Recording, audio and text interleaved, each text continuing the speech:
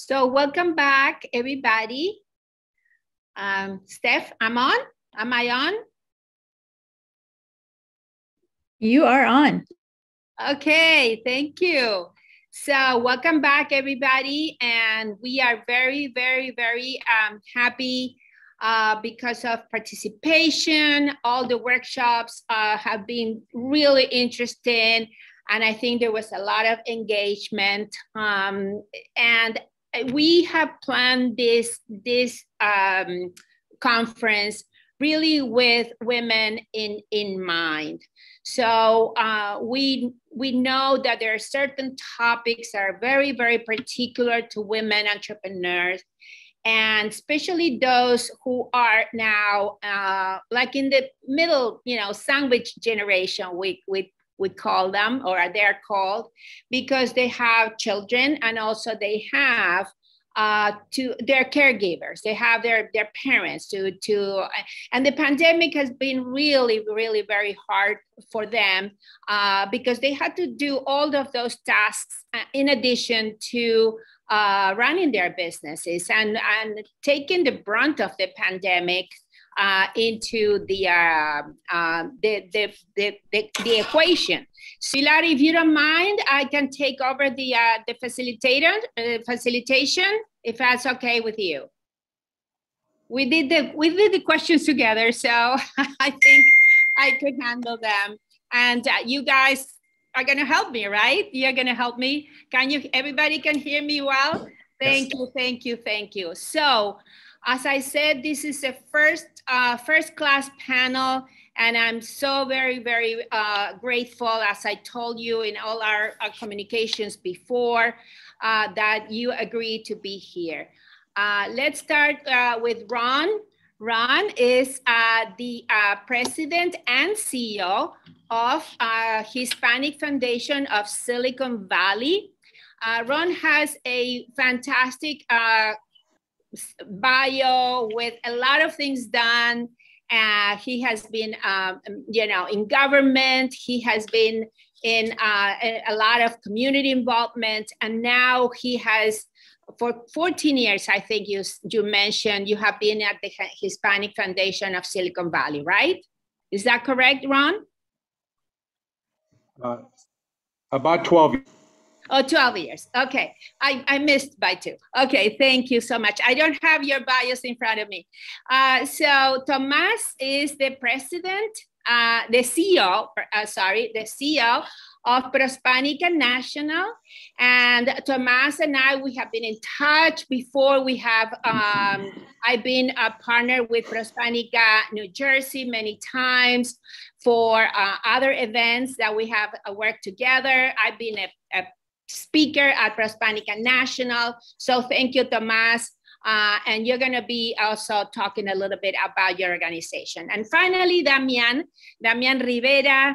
I also met Damian personally. He's a fantastic guy and CEO of ALFA, the Association of Latino Professionals for America. And you guys you're leading very large organizations. We are just starting. We are like just 3 years old, very small. And this is for us a great support. So let me start with you guys. Why don't you talk a little bit about your organizations and what is your, your role, how many members you have, or if you don't have members, how your organization works. Ron? Well, thank you so much, Susana, and it's a delight to share the panel with Tomas and Damian.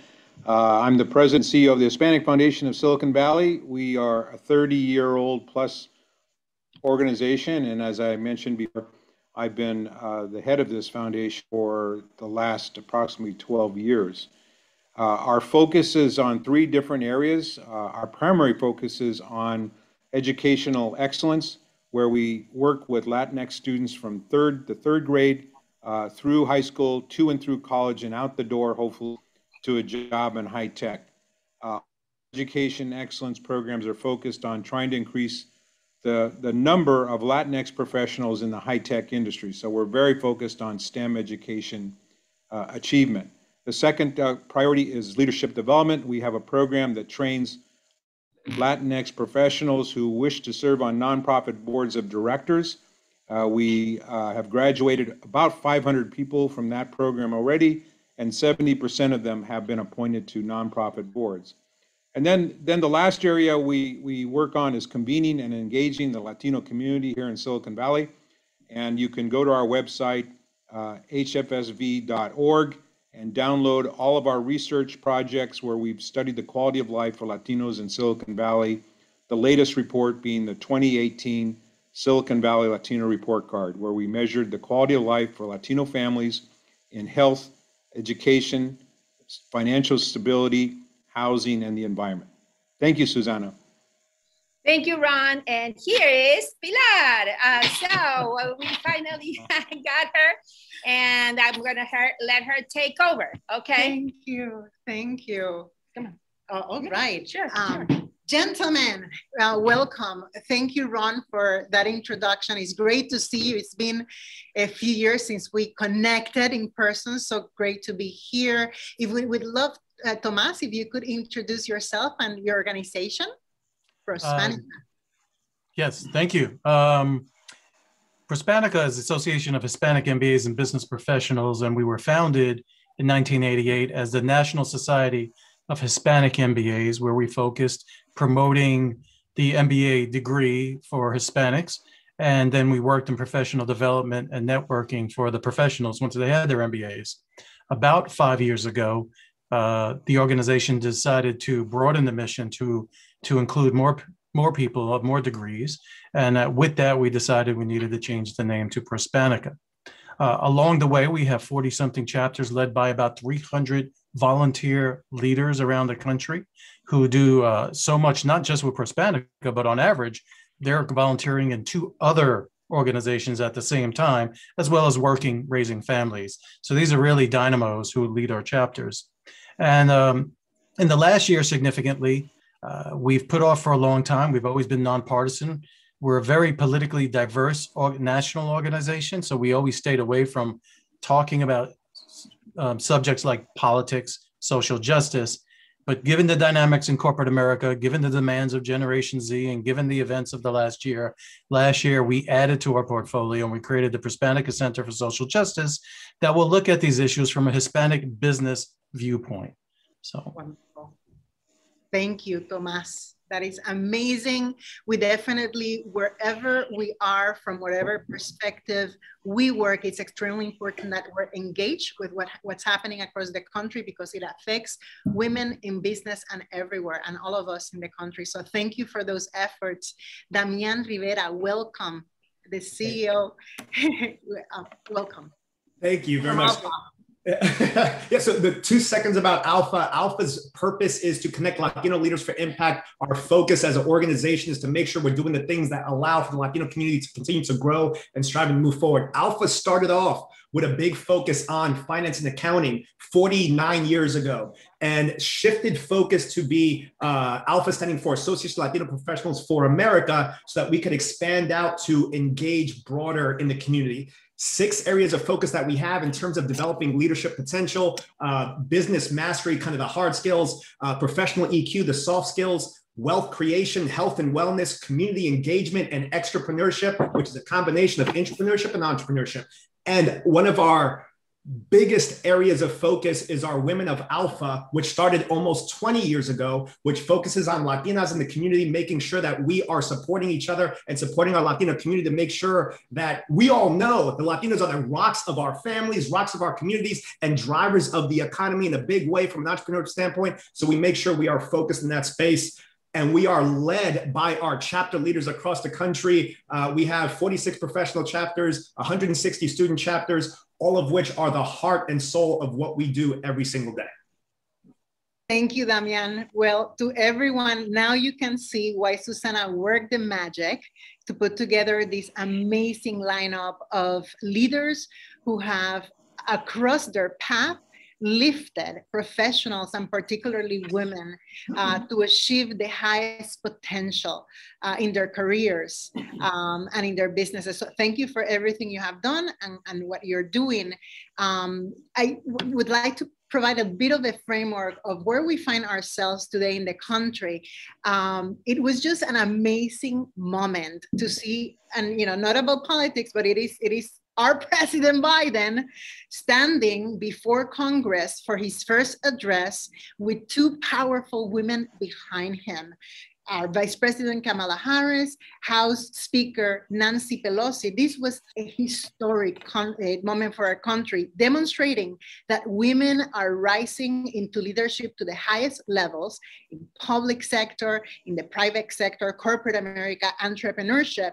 But yet, when we look at the landscape, we also see that it is undeniable that in the country that denied the right for women to vote until 1920, there's still tremendous gaps for opportunity for women to thrive.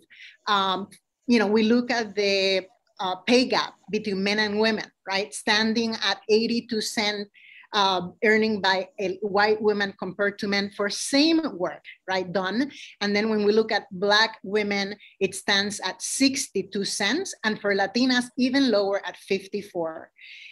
In addition to that, we also have a tremendous, challenge when society roles permeate into the workplace and into our careers, denying women the opportunity to rise into certain opportunities of leadership, high earning positions, and really achieving their potential. However, the good news is that we have allies and they are with us. So thank you again, Ron, Damian, and Tomas for joining us. I'd like, with that preamble, and now understanding more everything that you do with your organizations, get some insights from you on what institutions can do to continue to lift women, remove barriers, and open up opportunities for women to thrive, whether in their hiring practices, employee benefits, access to capital, contractings, and just generally opportunities. Who would like to start? I could go ahead. So one thing I'll throw out there is I think it's critically important that from a corporate standpoint, people understand their numbers and break it down. And here's what I mean by that, right? So at a high level, an organization could say, we're doing great with respect to Latinos within the company. But that may be really just the recruiting side of it. Are you retaining folks? Are you actually promoting the right way? Are you promoting the right way across the organization in your technology fields, in your finance areas, in the harder places, right? So understand your numbers and what's really going on, and don't allow yourself to try to be okay with a view of, well, it looks good as a whole, so we're okay, right? Dig into it to understand. And the second thing that I think is critical is make sure you're speaking to the women in your company, in your community, to understand what's really needed from a success standpoint, right? So understanding if your HR group is looking to enhance your benefit plans, enhance different things, let's make sure you understand what's actually going to be great for the women in your company versus assuming you know what's good, right? Make sure you're getting that information and actually doing something with it. So those are a couple of things that I think are critical to be done. Awesome. Yeah, I mean, if I can add, Damian's absolutely right. You got to start with the numbers. And when Prispanica, then the Shimba started, the numbers were stark in terms of, 30-something% of MBA enrollment from Hispanics was women. Geez, we're in a bad spot, let alone looking in 1988 at the landscape in corporate America. Right from the beginning, they said this has to be a priority. So much so that, frankly, despite the fact that I'm here, although I was raised by a very powerful Latina woman, Latinas, and married to a powerful Latina, most of our presidents of our chapters are actually Latinas. And although we're historically MBA, and still the numbers for Latinas about 40-something%, we overperform that. And in fact, when I put my boards together, the clear majority are Latinas. So from the very beginning, we put in our DNA, we're going to be about Latinas, push Latinas, mentor, nudge, and then have them push and nudge us, right? Because that's what we need. So I think right from the start, looking at the data Damien referred to, we started that way. And frankly, you would argue, again, that we well overperform or we're led by Latinas. There you go. Overperforming. Fantastic. Ron. Yes, thank you. I would agree with Thomas and Damian. I would also focus on action. You know, I think Damian talked about knowing your data. If you don't know your data, you're about 5 years behind. So we are, as a community, we need to express to the institutions that we are tired of the workshops, we're tired of the conversations, we want to see. And I have a favorite saying about diversity, equity, and inclusion, and that is, your actions are so loud, I can't hear what you're saying. In other words, show me the numbers. You know, when you got year-to-year progress on your hiring numbers for Latinos and Latinas of 0.005, something's not working, and you can't wait 5 years to turn that ship around. You better move quickly. Our community deserves and expects better results than what we've seen from this conversation, this national conversation, than what we've actually feel is necessary. And the old adage that we hear from particularly the high-tech sector where I'm right in the middle of the Silicon Valley here, the old adage from those companies that there's not enough people in the funnel, there's not enough Latinos in the funnel, just does not hold water any longer. There are plenty of people in the funnel. These industries hire more than engineers. They hire finance people, they hire marketing people, they hire administrative people. And it's time that those numbers at least reflect the percentage of Latinos that are in the available workforce. So I would really like to see all of us as a community get all of our organizations, get our companies to focus on the action part and less on the talk and the planning part. Amazing start to this conversation. So know your numbers, know your audience, engage Latinas in your organization in leadership positions, and take action. Amazing. Let's talk about what can men do.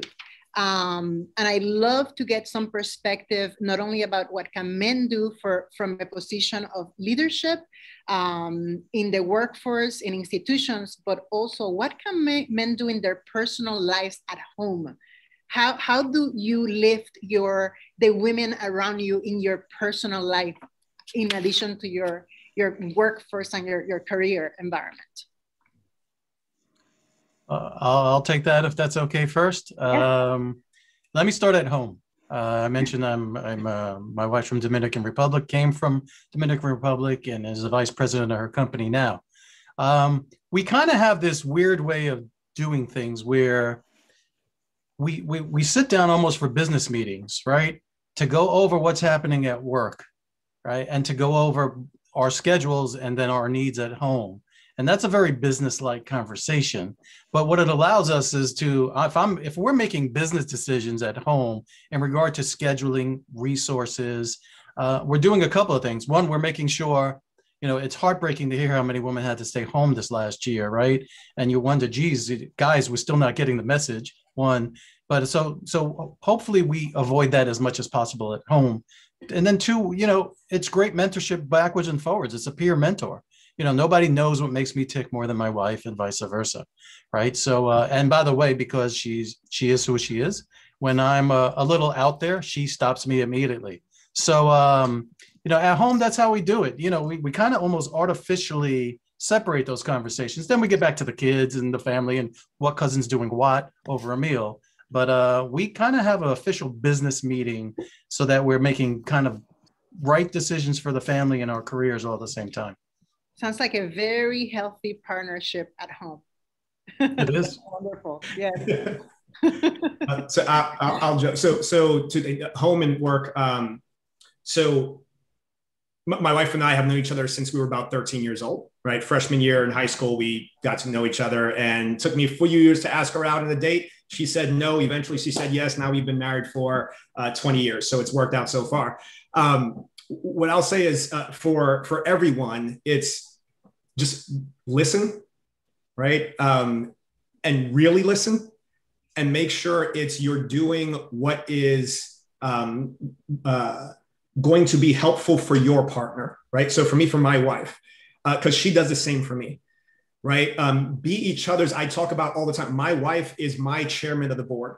She is the one that helps me be better at everything I do, because she knows when nobody else can tell when something is getting me, the imposter syndrome sinks in for me. She supports me in that. In the same way, turning that around, being able to be there to support her. So that's one thing. I think also at home, try to break down the gender stereotypes from a kid's perspective, so that you're doing things that, are quote unquote, you shouldn't be doing the dishes, quote unquote. No, that I do that stuff. Yep, dishwasher unloading, loading, right? Like break down those things so that when your kids see that, when they go on in their lives, it's normal that they do that stuff too, when you're sharing those responsibilities, right? So I think those things. And then from a work perspective, I know one of the things that I've focused on is try to make sure I understand what my team needs, and making sure our benefits, making sure our work culture reflects what they need. I will say, I had a team member who was trying to get poached away because she's awesome. And I said, I want to make it easy for you to stay. I don't want to make it hard for you to leave. I want to make it easy to stay. And we focused on what can we do, especially during this time of the pandemic, to make it great to be here. So again, going to listening, and then Ron, to your point of taking action and actually implementing those changes in your benefits policies, implementing those changes and making it loud so that everybody hears it, everybody sees it, and everybody knows this isn't just talk, it's actual actions that are being taken. So that's a couple things on both sides. Thank you, Damian. Ron, from your perspective. Well, I guess I'm going to be the unique panelist here because I'm not married. I'm married to my job. So let me speak about my home environment at work. We are a small, nimble team at the Hispanic Foundation of Silicon Valley. There's only 6 of us, me included. I'm delighted to say that four of our team members are women, highly educated professionals, probably the best team I've ever had the pleasure of working with, and we work very, very closely.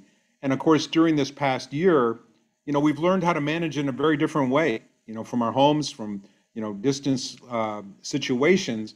And so, I just began this conversation with my team members the other day about asking, not coming up with the strategy, not coming up with the policy of how we return to work and when we return to work, but more a conversation. How do people feel about that? And the reality is, and I think there are probably a lot of panelists or a lot of participants and audience members who feel the same way. Some of our team members really have gotten to a point where they enjoy working from home. They enjoy being around for their children. We understand that homeschooling has had its impact, those types of things.